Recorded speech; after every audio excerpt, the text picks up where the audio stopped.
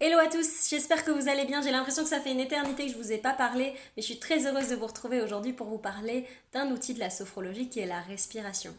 La respiration, c'est quelque chose d'automatique qu'on fait au quotidien. Ça nous permet de, quand on inspire de l'oxygène pour oxygéner notre corps et lui permettre de fonctionner, et quand on expire, on draine les déchets et les toxines. C'est fondamental pour survivre, mais en sophrologie, on va moduler cette respiration, on va utiliser différents types de respiration pour pouvoir apporter des outils aux personnes qui nous consultent pour leur permettre de gérer un élément à un instant T. Par exemple, on a différents types de respiration. On va moduler le tempo, on va moduler les temps d'inspiration, d'expiration, on va garder des temps où on garde les poumons pleins, poumons vides, sans respirer ni expirer, sans inspirer ni expirer. Donc on va moduler ça. On peut faire des respirations calmantes qu'on a déjà fait. Je vais essayer de vous la mettre en description.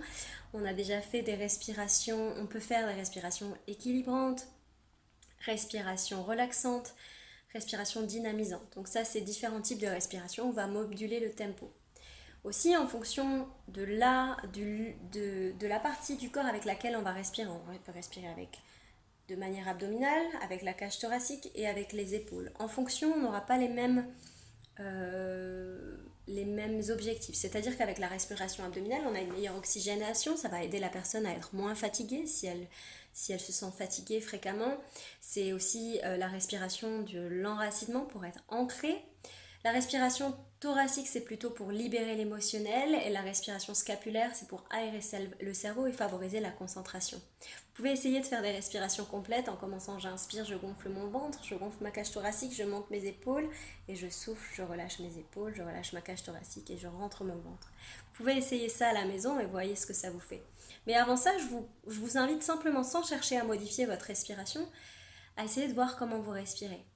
Quels sont les mouvements de votre corps quand vous inspirez? Est-ce que vous inspirez par le ventre? Vous avez le ventre qui se gonfle? Est-ce que peut-être il rentre? Est-ce que vous sentez la cage thoracique qui s'ouvre?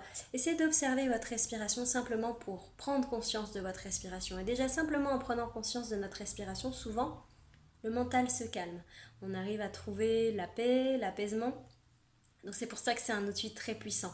Il est vrai que si on a une mauvaise oxygénation de notre corps, si on respire mal, ça peut avoir des impacts et des effets de manière organique sur notre corps, au niveau de notre santé également. Donc c'est vraiment un élément fondamental.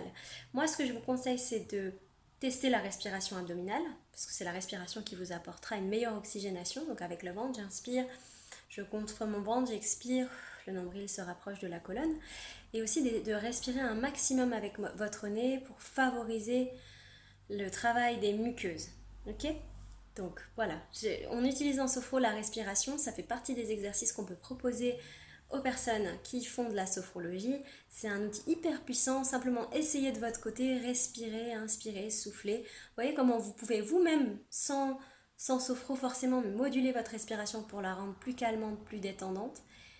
Et dites-moi ce que vous en avez pensé dans les commentaires. Je vous remercie d'avoir suivi cette courte vidéo pour vous expliquer les outils de la sophro. Je vous dis à très bientôt. Ciao!